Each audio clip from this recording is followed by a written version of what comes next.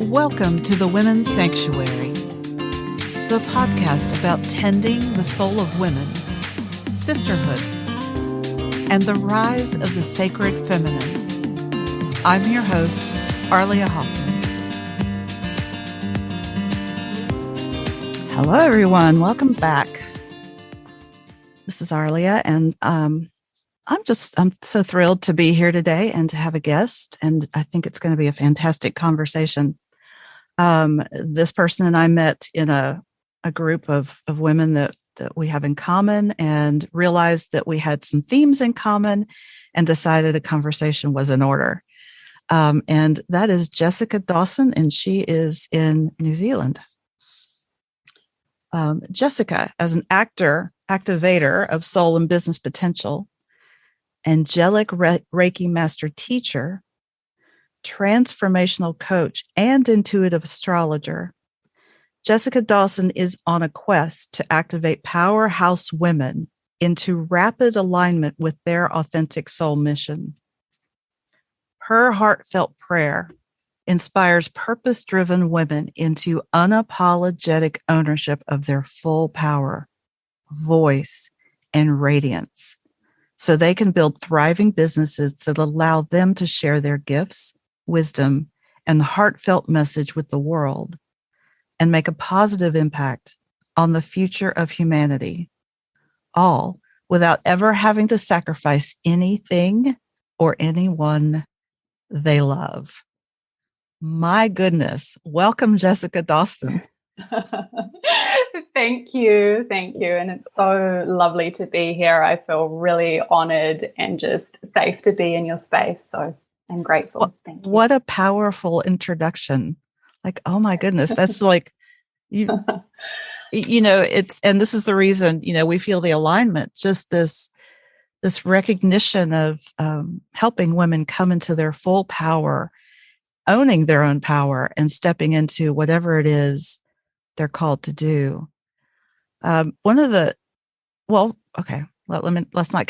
not jump ahead too far. I would like to really start with how you came to this work, how you got here. How did you get here? What brought you here? Tell us about your journey.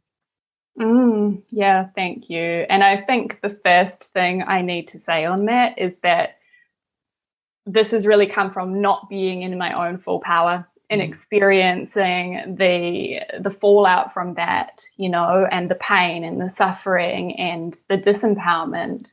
And then having walked this journey to being in that space now, being in my unique gifts and understanding the importance of that for women, and also the challenge of that process, the challenge for women to really step into that space. It's not necessarily an easy thing to do with the different conditioning and cultural structures that we have that, we're currently working through individually, collectively. So I'm really passionate about that. And just, I guess, to bring it back around to my own journey a little bit more, I was reflecting on this last night thinking, how am I going to introduce myself? How am I going to share a little bit more about my journey? And I was reminded that some 10 years ago, I was working in corporate banking, supporting corporate and institutional, so business customers within the banking sphere in marketing and sponsorship. And it's just so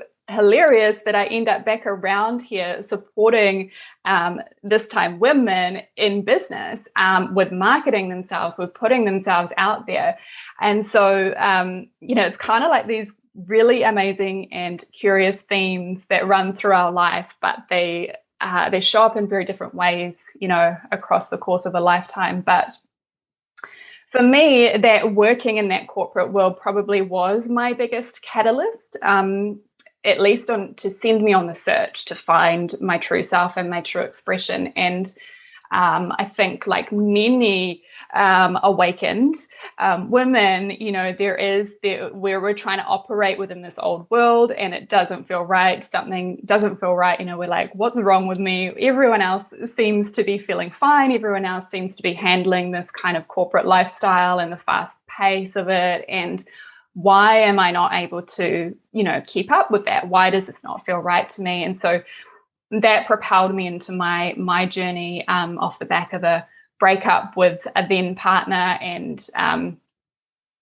I spent quite a while really exploring yoga, Ayurveda, these sort of things, knowing that there was something in this. But it probably wasn't until about 4 years ago that when I started teaching Angelic Reiki, which is a really beautiful modality. Just we really open to channel these multidimensional frequencies. Very easy, very beautiful, very heartfelt. And it was through that, I think, that I first started to get an inkling of the joy of how it is to witness a woman, suddenly recognizing, wow, that's in me too. Like, I can do this. I have these gifts. I have these abilities that I didn't even know necessarily that I had. And so that's kind of oftentimes where people first come to me, right? They come through wanting to amplify their gifts, their healing gifts, their intuition, and this kind of thing. But ultimately, for a lot of women, and certainly was the case for me, we get this calling to step into even more of that and turn those gifts into basically what we do for a living, so we can fully and completely devote ourselves to this work. And so that was what happened for me. And when I really started, when I tried to step into that space of running my own business and, bringing my unique gifts, my uniqueness, my wisdom, my full self, more of my spiritual self, more of my embodied and balanced self into my life as a business, it was really hard. Like, I really, yeah, right? This is like the biggest challenge and oftentimes the biggest reflection of where we're blocking ourselves. So, I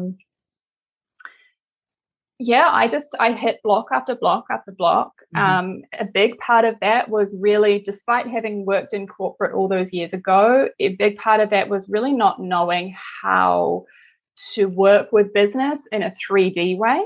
I sort of had this spiritual side and this really 3D side, but I wasn't able to bring the two of them together. And I think that's where a lot of,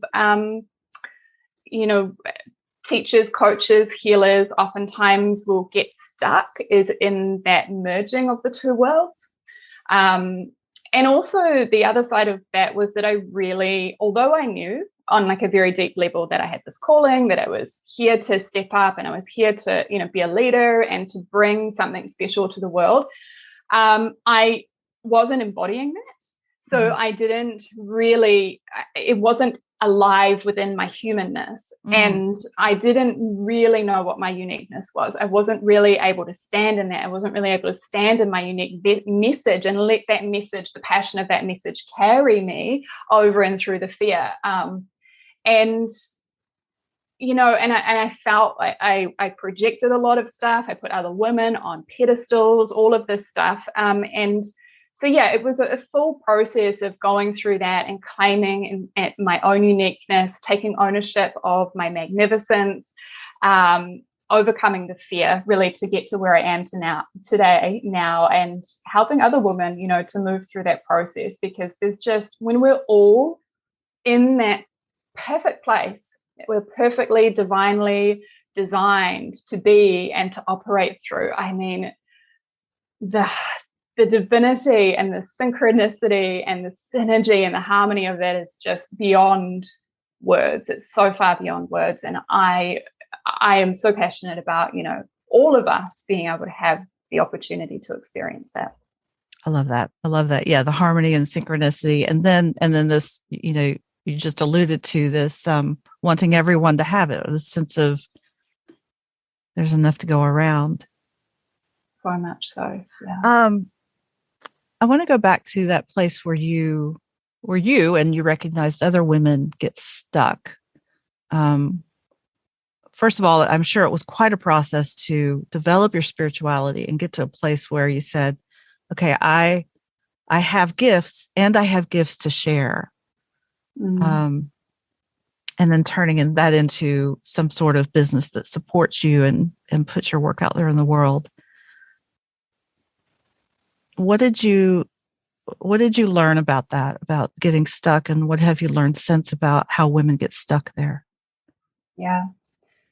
This is such a huge and beautiful piece to dive into. And in many ways, I would say that this is a very huge theme within the sisterhood wound, right? Mm-hmm. Because there are so many, I just want to acknowledge, first of all, talking about the sisterhood wounding, is that, there's many different experiences that women have. Not every woman has the same ones, and, they come through in different degrees. But this one that I've personally really experienced, and many of my clients that come to me do, is this one around really being unable to own our unique value, to own our unique contribution, the absolute brilliance, the sheer magnificence of who we are, and really being unable to step into our success, to be seen in our success, to feel safe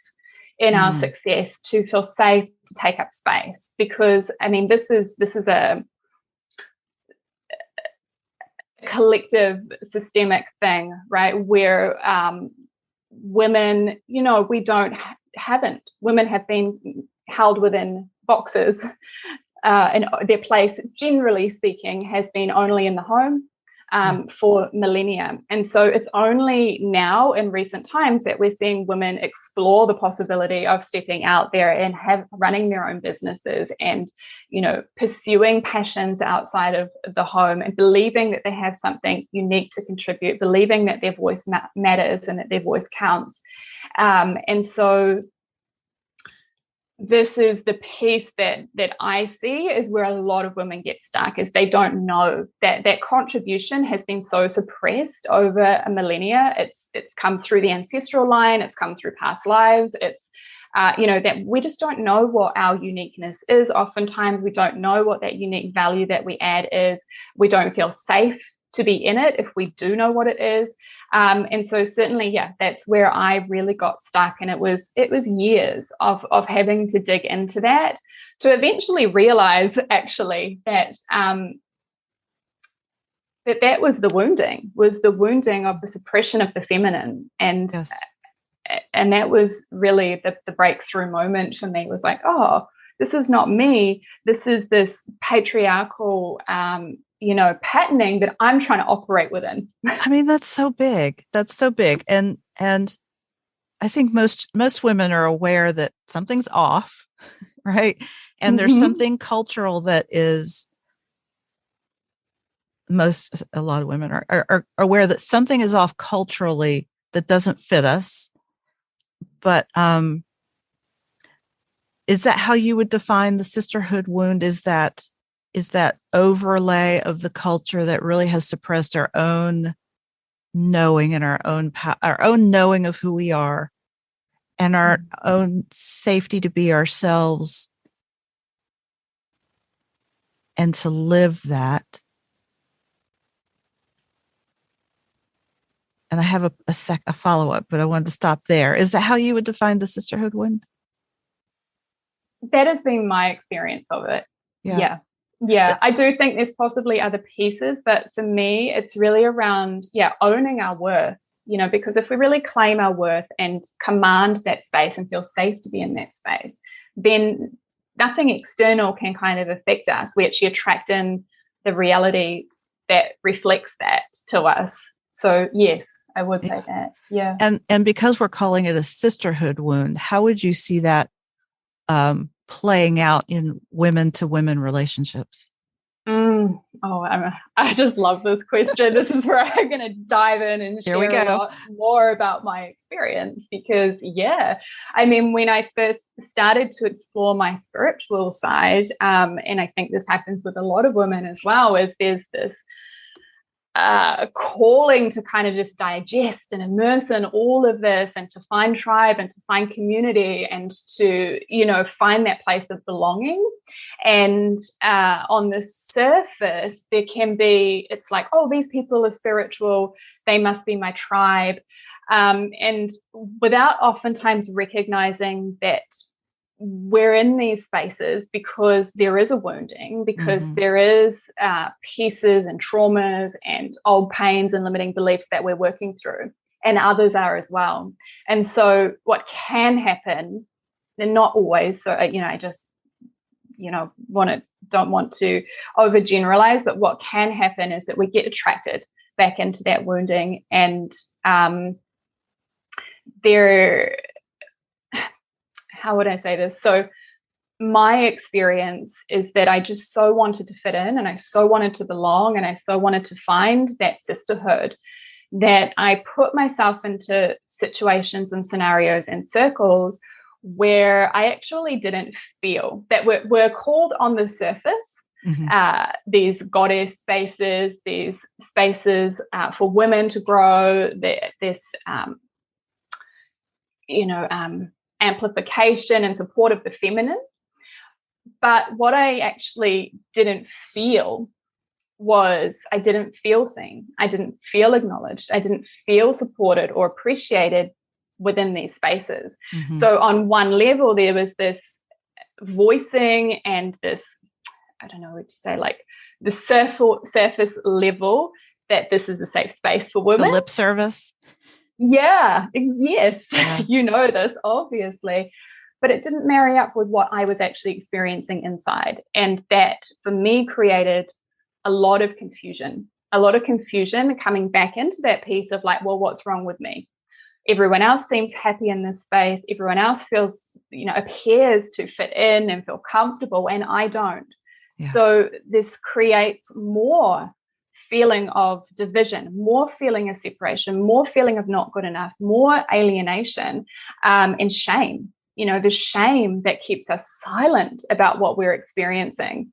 And it's like, well, these people are spiritual. This should be why, what's wrong with me? So coming back around to that same piece. Oh, yeah. I mean, you're naming all of these things that we all experience, and we don't realize we're not alone. Right. And so we step into these sacred spaces and we bring all our baggage. Everybody brings their baggage. But, the woman across the room, she's got the right outfit on. She's got all the right moves, and she's saying all the right things. And that's the perfect tool for us to, for all this imposter syndrome and this shame and all this baggage to come up that we may not even be aware of. And yeah, I've experienced all of that and seen it happen among women. And it takes an incredible amount of, I don't want to make it sound inaccessible, but it takes some work to be able to at least acknowledge what's happening. And a lot of people never do. And they end up leaving more hurt and sadly traumatized than they were before when they came into the space, because they or the people in this, other people in the space didn't know how to work with that. I would say move beyond it, but you don't really move beyond it. You integrate it, you acknowledge it, and all the things we do to do that healing individually and together. It's funny, as you were talking, even though I was also thinking of, the yoga and spiritual environments I've been in, I was also thrown back to my childhood in religion. Because I would walk into, I was born and raised in Christianity, and there were more times than I could count as an adult, I would walk in, sit through an entire service, and just be heartbroken through that experience. And I couldn't quite name it, but something made me feel so isolated and so alone. And I'm sure there are women who experience that in a yoga class or an ashram or a sacred circle or a red tent, because we haven't quite figured out how to see the wound, meet it, and meet someplace, as Rumi says, meet someplace beyond that, in the heart space, because we've got so much wounding to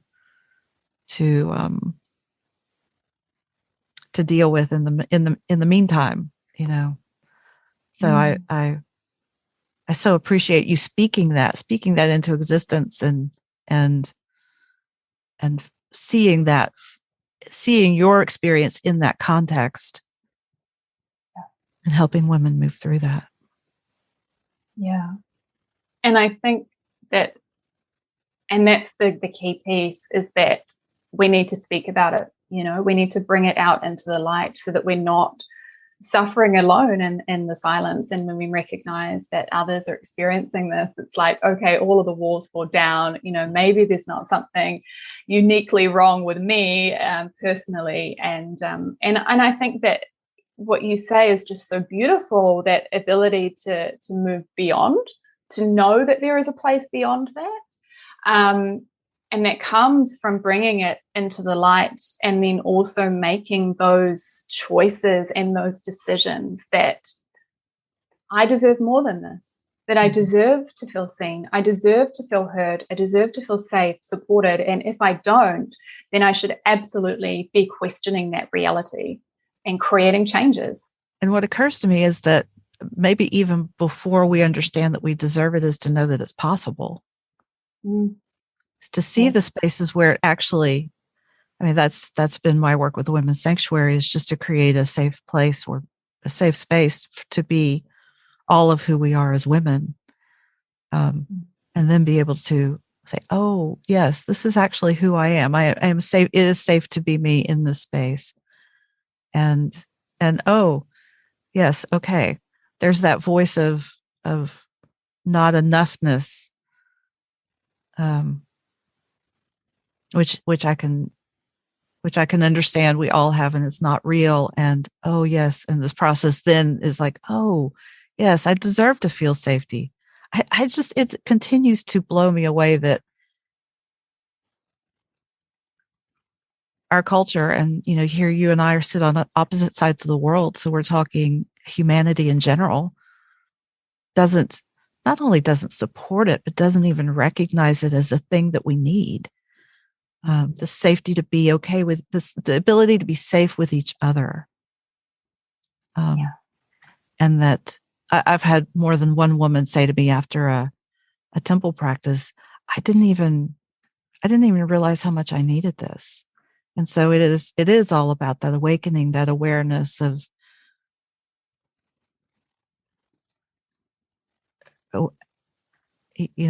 I'm sitting here just gesturing because I don't have words. That awakening to something beyond what we've all been enculturated to believe. Yeah, because you don't know what you don't know, right? On some that's level, why we're here. Maybe, but yeah, exactly. Yeah. That's why we're here. Well, tell us, share with me how you had all the experiences that showed you what was going on inside of you and what was happening among women, and how did you move into working with that? You mean supporting other women in that space? Yeah.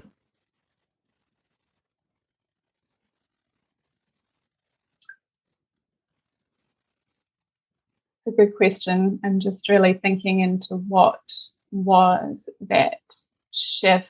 And to be honest, I'm going to bring it back around to, again, my own experience, where I recognized that I wasn't putting myself in spaces that were allowing me to be fully seen and fully heard.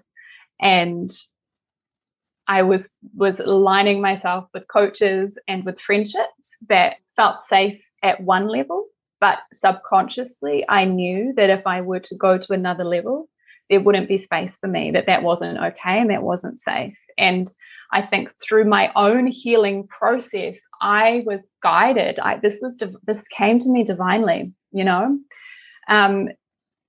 making the decision that that wasn't okay for me anymore. That was my personal decision, was like, actually, this sort of experience is not okay for me anymore.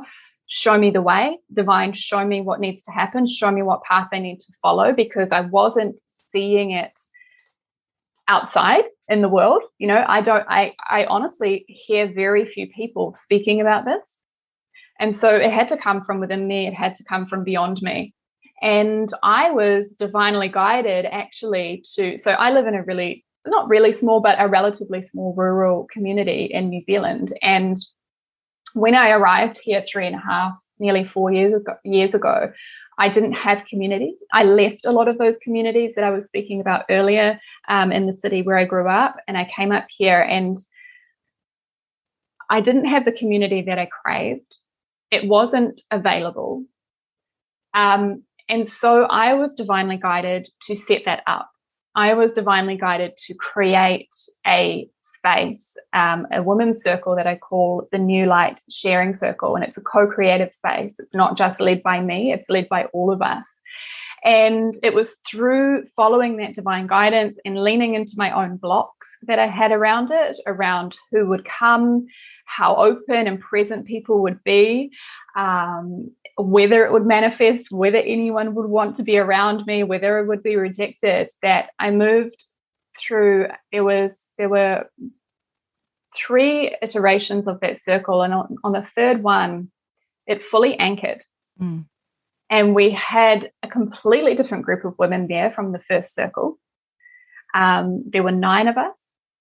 And so it was through following, and it was just beautiful. We spoke actually at that particular circle about the sisterhood wounding, the jealousy, and we just normalized this and brought it out into the light. And so I went from having no community in, as I said, a relatively small town, to now we have 35 people in our community. And you just would never have known until I followed this divine guidance that there were that many women out there in our local space calling and craving for this community. So I feel that actually was the pivotal turning point for me, was creating that circle, believing in the guidance that was coming through, and my own desire to create a space that was very different to what I had personally experienced, in the past. And it was through that, I think, that gave me the confidence that I could do this, that I was doing this. And then I started to bring that into paid offerings and to translate that into, actually, I can really do this for a living. I can really do this, on a daily basis to support women. That's beautiful. I love that. So now what does Divine Sisterhood mean to you? Divine Sisterhood, it means everything to me. It's such a foundation for our safety in the world, for our ability, at least at this time in our evolution, to practice being seen, to practice, or be able to make mistakes in our learning, to be imperfect, and yet to still be held and safe within that space. It's really, for me, such a foundation for our unity, because, ultimately there is no division, but if we look from the perspective of where we are now in a world where there is still polarity, we've got the masculine and the feminine energies. Obviously, most people, I would imagine, listening to this podcast know that's not necessarily feminine and masculine bodied, but these energies that we have within us, and the feminine must lead for us to change and shift out of this paradigm of separation and division and hierarchy. And the feminine must lead, the unity, the connection, the feeling, the love. This must lead. And so for us to find that safety within ourselves, within our own feminine, and then expand that into a more immediate community and bigger and bigger and bigger communities, this is how we change the world. I'm with you. I'm right there with you. It's a pep talk. I love that. And that's so aligned with, my perspective as well. I'm curious. So you have developed this circle of women who are aligned in sisterhood and are practicing it. And then you took it into your work in the world. So how is that manifesting now in your work?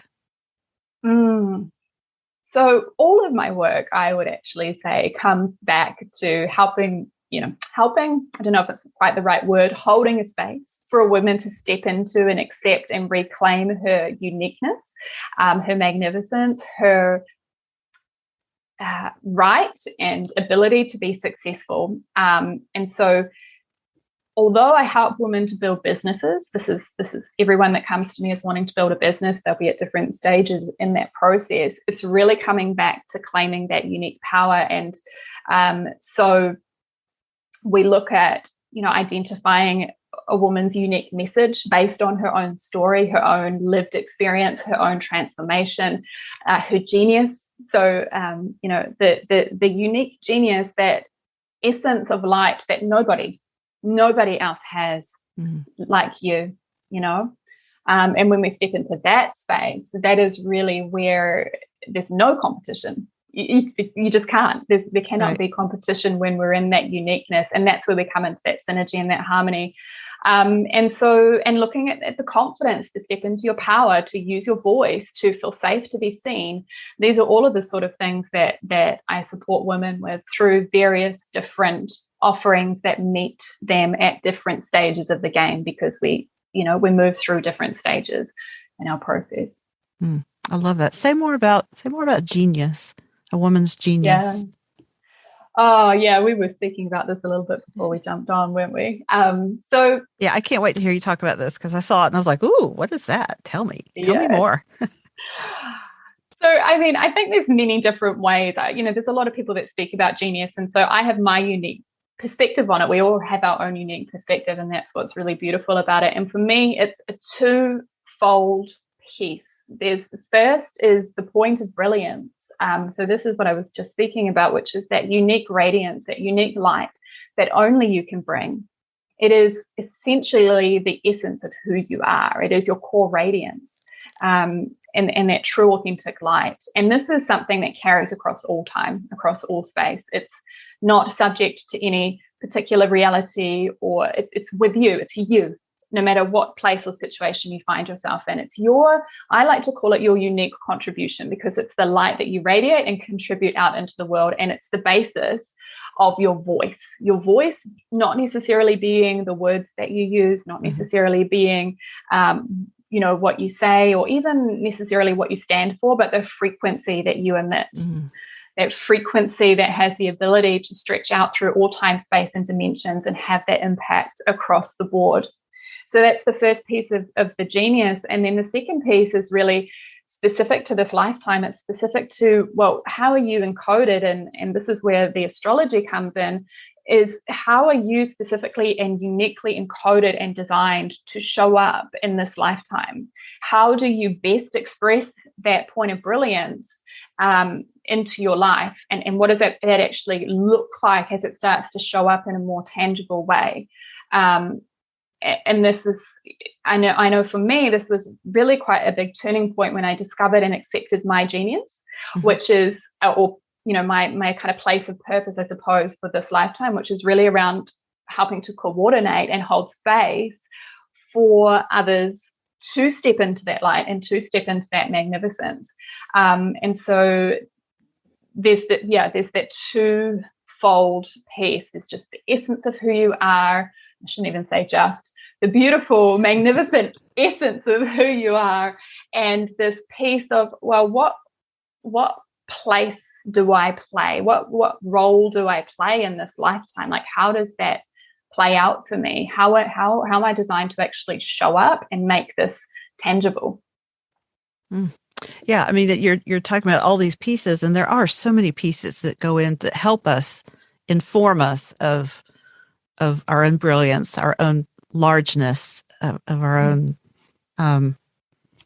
genius and gifts. So tell us how you work with the genius piece. I saw something called the Genius Codes. What is that?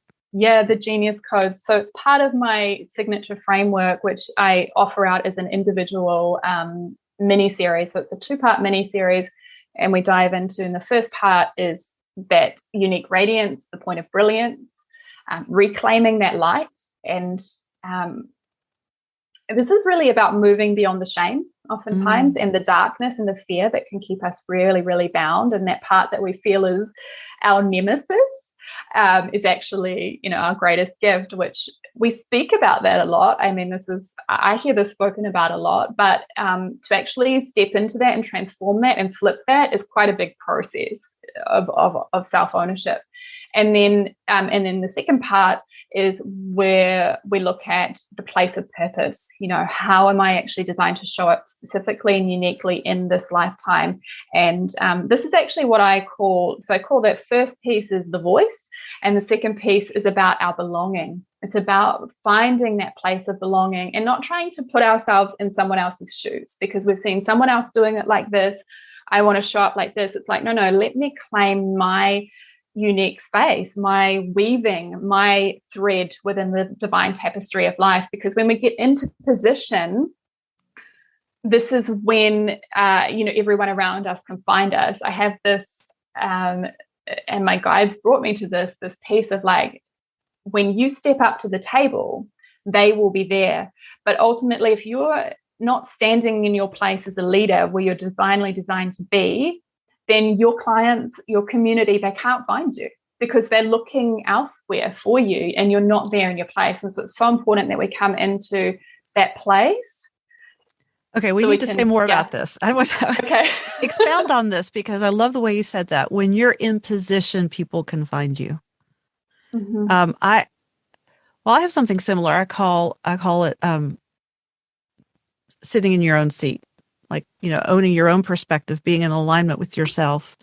But this is something somewhat different. I love the way you said that. You said when you're in when you're in position, people can find you. Just expound on that some. What's really coming to me as I think about that, the first piece is really stepping into leadership, self-leadership, but also bringing it back around, I guess, to what I was saying earlier with women. It hasn't been common. It hasn't been, the thing for a woman to be a leader. And so oftentimes to step into that place of leadership in our own life, and it doesn't necessarily have to look like leading a massive community. It's where are you supposed to lead? Where are you supposed to shine? And that could be in your family. It could be through, your creative gifts, like if you're making jewelry, it could be whatever it is, but where are you supposed to lead a particular movement, a particular thread? And to claim that and really own that actually this is my divine place. I do have this important purpose to fulfill, and to step into ownership of that is really, really key, because we do all have that unique place that is waiting for us to step into and claim. And so what else? I did want to say one more thing on that, which was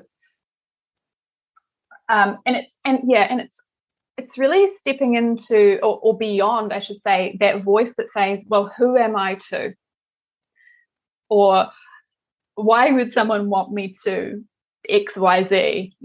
Coming from my own experience of, it was like, I coordinate stuff, I organize stuff. And it's like, well, you're just annoying, like you're being a controlling this person, or, perfectionist, or you're bothering people, and it's like those voices in our head that's amazing. That's amazing. Yeah, those voices. It's like stepping beyond them to claim what is already yours. Yeah. And then you said they'll find you. Who finds you? Your people? Your people, your tribe, your community. We don't go to find it. We find our own position. We get in position and it finds us. Yeah. You're speaking of the receptive space where you just are, right? You're so aligned and so owning of all of who you are that you are naturally magnetic. Mm-hmm. Yes, the magnetism. Absolutely. That's so beautiful. That's so much easier than I got to go find my people, right? Yeah, that's hard. That's really hard. It is hard.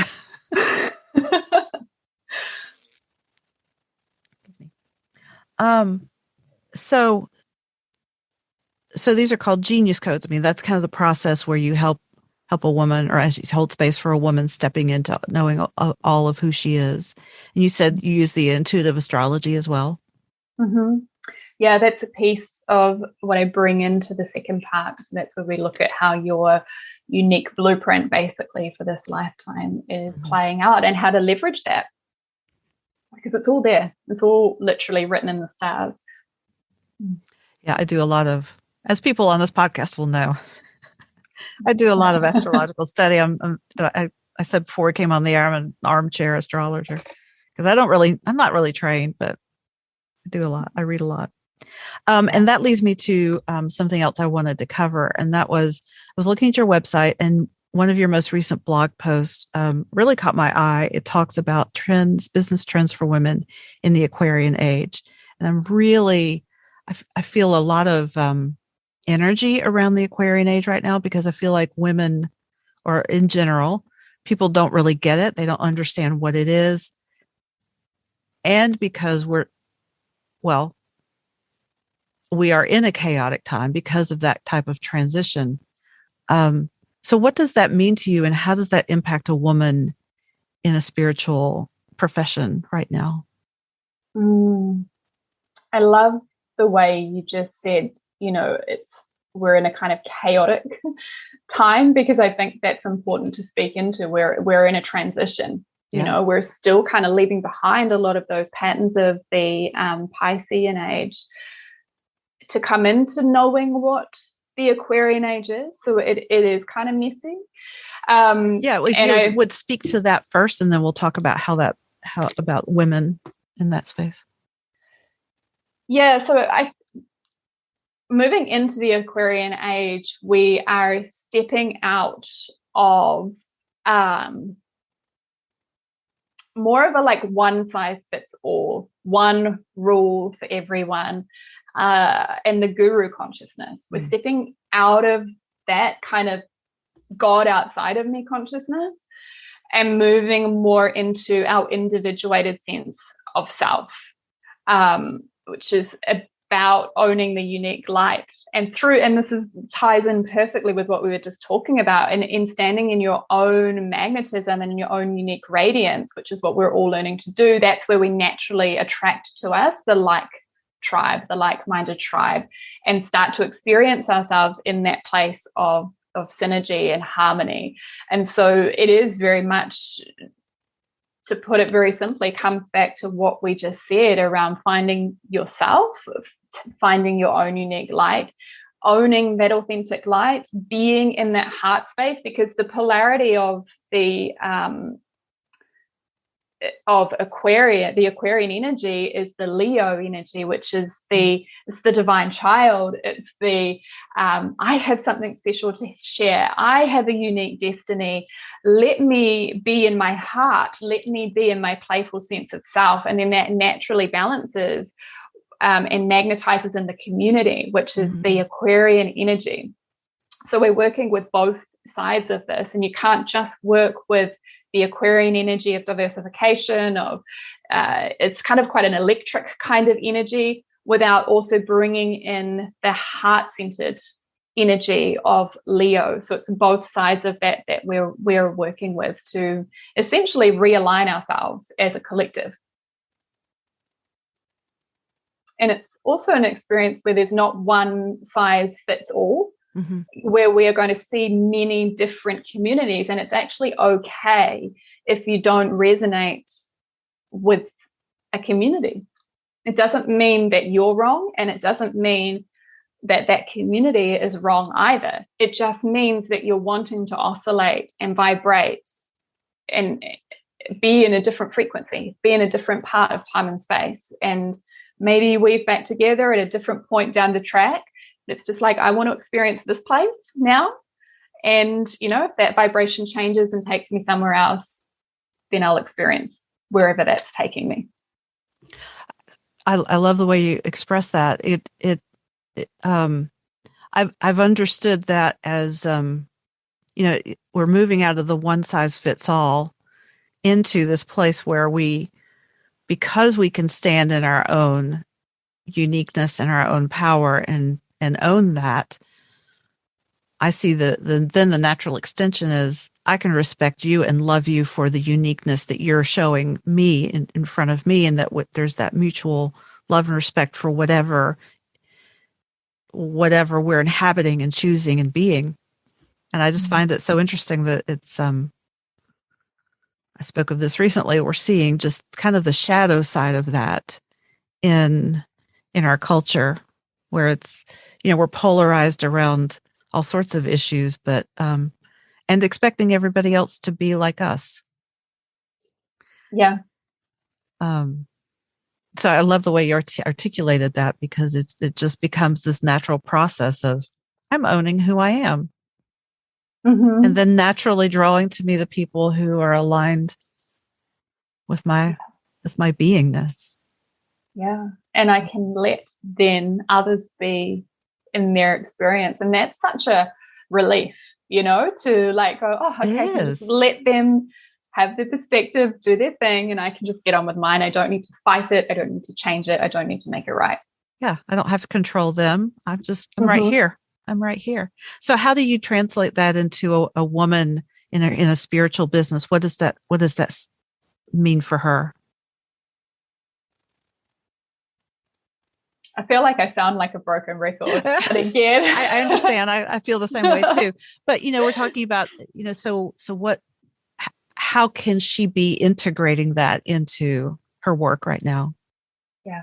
How can I be integrating it into my work?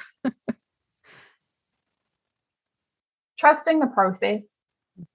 Trusting the process of following the heart and not trying to put yourself into business strategies, communities, even ideas,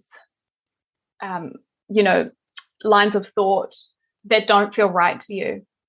Like a very, very simple but powerful example from my own life was that, and I feel like this actually happens quite a lot when we step into receiving business mentorship.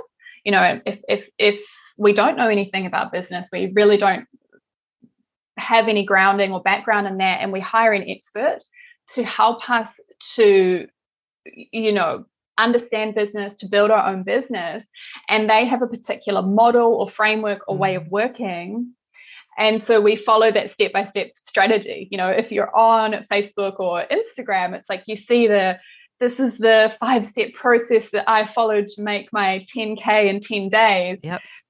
And we think, well, that worked for her, so it should work for me. And then when it doesn't work, or if it doesn't work, it's like, oh, what's wrong with me? Again, coming back to that piece of like, why is it not working out for me? And so it's so important to follow that intuitive voice, the voice of the heart, the Leo aspect, that Leo energy, and to find and trust your own path.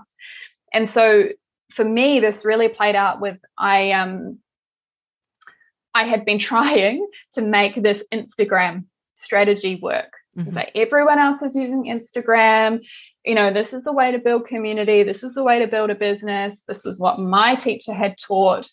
And it was like, why is this not working for me? Why does this absolutely suck and drain my energy? Every time I try to go and post, it's like 3 hours of energy. My nervous system goes into trauma. I'm like, oh my gosh, this is so hard. Is it ever going to get easier? You know that feeling. On the floor.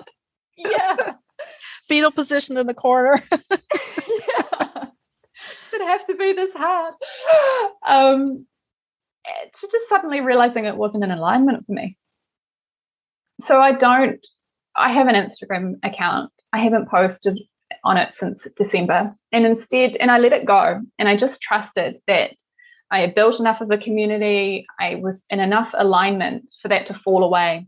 And I thought I was just leaving it behind. But of course, it's never like that. The divine path. We never leave anything behind. It always comes back around in another form. Yes. And that's really where I found myself in January this year, was like, all of the energy that was freed up, that I was trying to force into this strategy that just was not for me, suddenly came back around in a huge, beautiful burst of light, and the recognition that I need to speak on podcasts.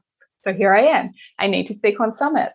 I need to create my own podcast. And it's like these, which I would never have considered doing before I let go of the Instagram piece, because I thought, gosh, if Instagram is this hard, anything else is just going to completely blow my system. Mm-hmm. And that the nervous system, right, that's the Aquarian energy, because it wasn't in alignment with the heart. But with that energy freed up, now this feels so easy. Like, I am having such a wonderful time talking to you here on this podcast, and it just lined up and it feels beautiful. And I feel quite sure we're both receiving something magical from this because I'm in alignment. Mm-hmm. And so this is the key piece, right, for a woman, is to trust her instincts, trust her alignment. If it doesn't feel good, if it doesn't feel relatively easy and flowing, and like things are starting to line up and synchronicities and opportunities are starting to come in, then it's probably not the right strategy for you. And we don't have to do all of the strategies either, right? That's that, like, you know, feeling like we have to do it all. It's no. It can be very simple and very easy. So true. It doesn't have to be all the things. Just be all the things that feel right. Yes, all the things that feel right. I mean, you know, it's such a process. I told you that at the beginning of the pandemic, the in-person women's sanctuary events fell away, and that felt aligned. And then the podcast came online, and that felt completely aligned. And since then, I have, am still continue to. That's a judgment, right? I still have to do this work. Well, but continue to see more layers of me externalizing my authority. Well, she's doing it this way. Well, that worked for her. And it is a continual process of coming back to, but what's true here? What's true here? And that's a definite growth process to really, really sink into self-trust. And it's a practice. Such a huge practice. Yeah. Like, shouldn't say huge. Yeah. Like you mean continued practice, because of refining and aligning and realigning and realigning and realigning with who we are on deeper and deeper levels. I love that, refining. Yeah, absolutely. Yeah. I remember years ago, I asked my teacher about balance, and she said, well, you can find balance at the moment, and then the next moment it's going to be somewhere else. Like, cause you're always changing. Every moment is new. And so, I think balance has become a less popular word these days, but I see it as a fluid balance, right? Like the river is always in balance, but it's always flowing and moving at the same time. I love that. It's very much responsive, isn't it? It's moving with its environment and with the changing times. Yeah, absolutely. Tell me who you like to work with. What women do you come to you for this type of ownership work? I love to work with the women that come to me, all of them. And most of them come to me because they have a sense of a very big mission that they're here to fulfill, some big calling. And they want support to get there because they don't know how to come into it. Oftentimes they really are not trusting their inner wisdom. They don't know exactly what makes them unique, what's going to make them stand out from the crowd, how it is they're going to show up in their life. Oftentimes they're like the wounded healer archetype, where they've been through some really big transformation and big shifts and changes in their own life, but they're probably not quite yet owning the value of that and how that can be used for good, because there might be still a little bit of resistance there around the shadow, and being able to really integrate that and to own it. And because it's one thing to own it within ourselves, and then it's a whole nother thing to really own it in the public eye. And so it's kind of like a slow process, I see, as like sharing my desire, sharing what I think could be valuable, what I think could be my gift in a safe space with one person, potentially, in the case of me, a coach, or maybe a friend, and testing that and going, okay, well, that was received, that was safe, and then okay, now I share it a little bit wider, and I share it a little bit wider, and I share it a little bit wider until it's out there and it's really impacting a lot of people's lives. So women come to me at various different stages of the journey. Oftentimes it's right at the beginning when they're feeling that call of like, I've done this training and all of these different things. I'm a yoga teacher. I'm a herbalist. I've done my Reiki training. I've done the EFT. But how do I bring all of this together? Because these modalities don't seem to fully express who I am, And so it's finding that unique way to stand at the center of all of those tools and those experiences and turn them into something that's cohesive, that feels authentic, that feels in alignment, that allows them to share their voice on a much wider scale, like not just the wisdom that they've learned through these teachings and these certifications, but their own lived wisdom, and to turn that into signature offerings, to turn that into, a message that heals the heart of others. So all sorts of pieces like that. And sometimes they come to me a little bit further down the track as well, where they're like, okay, I've sort of started exploring this, but I know I'm being called to go bigger. I don't know what that vision looks like. Oftentimes I work with them around visioning, finding clarity on those next steps, the unique strategy and the path that's going to work for them. So, I love that. Love that. That's awesome. What else would you like to share about your work or anything? I think I do want to bring it back around to anyone who's listening who might, be feeling like, oh, well, that's all right, for her, but that's just not my experience. Like I don't feel good enough. I don't feel worthy enough to step into this space. Could that really happen for me? Is that yes, it can. Yes, you are worthy. Yes, you can and do deserve to feel safe and seen and supported in every way, in absolutely every way. And that you do have the ability to create the changes and to create the shifts that you want to see in your life, even if it doesn't feel like that right now. Even if you can't see the path forward, it's going, well, if that were possible, would I want it? And making that decision that yes, I am going to open myself to receive that next level. Yes, I am going to open myself to receive the guidance out of this place where I currently find myself, and then putting it out to the universe to show you the way. But we have to make that decision within ourselves first and then ask to be shown the way. So it's totally possible. That's beautiful. Yes, it is possible. And I know that place well. And I know it also feels, it may feel like you're stuck there, but change is always possible. Mm-hmm. Always. Jessica, thank you so much for being here. I love hearing about your work and your perspective and your wisdom and the way you serve women. It's just beautiful. If someone wanted to reach out to you and get a hold of you and find out more about what you do and talk with you, how could they do that?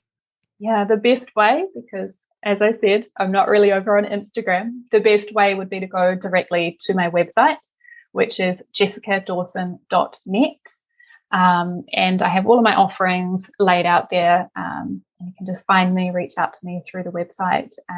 I also do have a Facebook group that I run with a beautiful Sisterhood of Women. There's 4 of us, and this for me is such a healing experience to be in a space where we're all serving together, we're all dancing together, and so we hold a space for women to I would say practice being in that bigness again, practice being in that celebration, practice sharing their wins, and for that to be okay and not boastful or egotistical, and just, take those little steps into their magnificence. And that Facebook group is called We Are One, Celebrating Big, Bold, Beautiful You.